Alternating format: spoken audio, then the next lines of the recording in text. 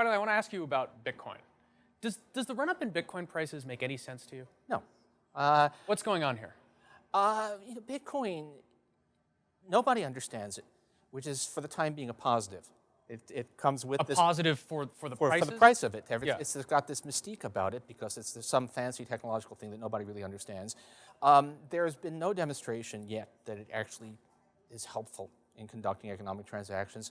There's no anchor for its value. Unlike pieces of paper with dead presidents on them, those are anchored by the fact that you can use them to pay taxes. There's no anchor for Bitcoin. But Bitcoin has developed this mystique.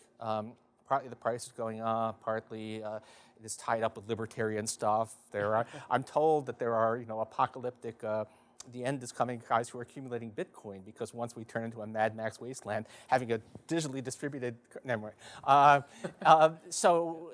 I think it really doesn't make a whole lot of sense. And the psychology of it is clearly, if you're using the shoe shine boy test, or my barber asked me about Bitcoin, the feeling that people are caught up in something that they really don't understand is overwhelming. So you think this is an obvious bubble?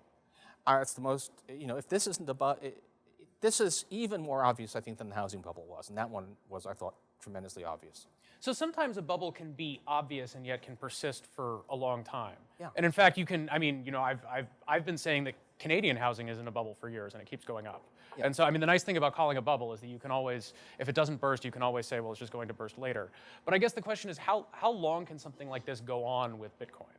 Well, the thing about Bitcoin is there isn't actually a whole lot of stuff.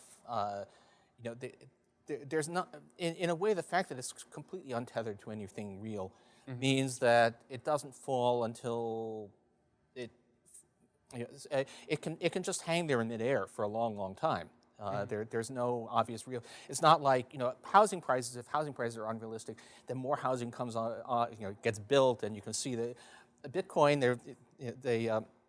The cost of producing new Bitcoins has gone crazily high, so that's not going to happen.